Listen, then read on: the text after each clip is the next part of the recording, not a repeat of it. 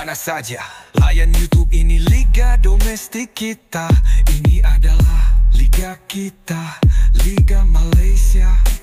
Berita terkini, kemasukan Malaysia ke kejohanan CAFA Nations Cup secara rasmi sebagai pasukan jemputan telah mencetuskan pelbagai reaksi dalam kalangan peminat bola sepak Asia, terutamanya dari negara jiran, Indonesia.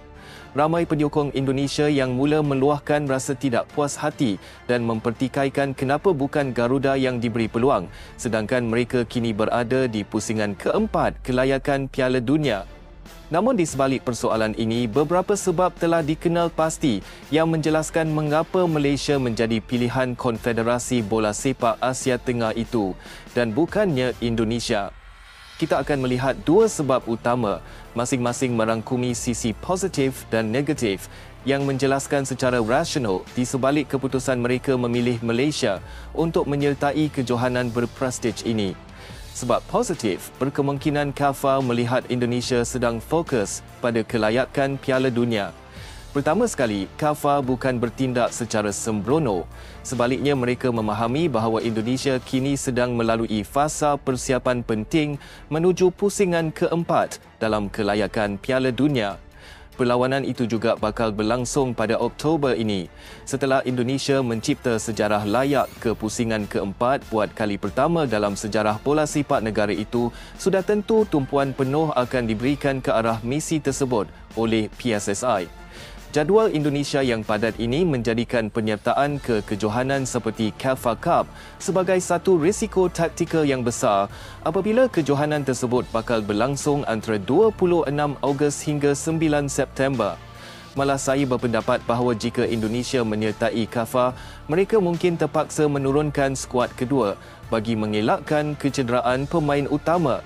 CAFA dalam kenyataan rasmi awal Jun lalu turut menyebut bahawa mereka akan memilih pasukan jemputan berdasarkan kesediaan kompetitif serta kesesuaian jadual. Satu kenyataan yang jelas menyasarkan kepada pasukan seperti Malaysia yang berada dalam fasa membina semula pasukan dan bukannya terikat dengan komitmen kelayakan Piala Dunia. Itu adalah sisi positif dari saya untuk alasan mengapa Malaysia yang dipilih dan bukannya Indonesia. Sebab negatif pula, mungkin ia adalah disebabkan penyokong mereka sendiri. Tidak dapat dinafikan bahawa setiap pertanyaan pasti ada dua sisi, iaitu positif dan negatif. Sikap penyokong Indonesia yang kurang matang mungkin menjadi faktor penolakan terhadap penyertaan Indonesia ke CAFA, walaupun ianya tidak rasmi dinyatakan sebab-sebabnya. Antara faktor paling ketara ialah reputasi penyokong Indonesia itu sendiri yang sering menjadi perhatian dunia. Bukan kerana semangat tinggi tetapi kerana tindakan provokasi, kekasaran melampau dan keganasan stadium yang telah berulang kali mencetuskan kekacauan dan mendapat perhatian dunia. Beberapa insiden yang menjadi rujukan adalah pada kejohanan Piala Asia bawah 23 tahun yang lalu. Penyokong Indonesia digantung sementara daripada memasuki stadium selepas beberapa insiden kekacauan di pinggir padang dan serangan terhadap pasukan lawan. Perlawanan antarabangsa menentang Iraq dan Australia juga disertai oleh pelanggaran peraturan keselamatan oleh sebahagian penyokong. Penyokong Indonesia menyerang ruang komen media sosial pasukan lawan termasuk Iran, Vietnam dan Malaysia secara keterlaluan dengan ugutan dan hinaan. Baru-baru ini, pasukan kebangsaan Jerman menolak cadangan perlawanan persahabatan menentang Indonesia yang pada asalnya dijadualkan berlangsung tahun ini. Penolakan itu disertakan dengan alasan keselamatan pemain dan kebimbangan terhadap kawalan penyokong.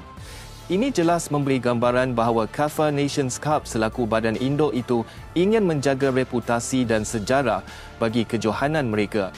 Mungkin CAFA memutuskan untuk mengelakkan sebarang risiko berkaitan penyokong ekstrim dan menganggap Malaysia menjadi pilihan yang lebih selamat. Sehingga kini tiada kenyataan rasmi penuh dikeluarkan oleh CAFA mengenai mengapa mereka memilih Malaysia berbanding Indonesia. Sudah pasti CAFA inginkan kejohanan ini berjalan dalam suasana yang profesional dan kompetitif. Malaysia dilihat mampu memenuhi syarat-syarat ini tanpa sebarang isu. Sudah pasti Malaysia sertai KAFA Cup bukan untuk melancong. Tunku Ismail dilihat mahu mengukur kemampuan pasukan secara serius dengan lawan yang lebih baik. Ini sebahagian dari perancangan jangka panjang menuju ke Piala Asia dan misi Piala Dunia satu hari nanti. Situasi ini turut mencetuskan perdebatan hangat dalam kalangan netizen Malaysia-Indonesia di media sosial. Hashtag seperti TMJ Effect menjadi trending dalam beberapa jam selepas pengumuman penyertaan Malaysia ke KAFA Cup disahkan. Namun ramai juga penyokong Indonesia yang lebih mengakui bahawa Indonesia fokus Piala Dunia serta sikap sesetengah penyokong dengan budaya kebudak-budakan yang seringkali menghina negara orang lain.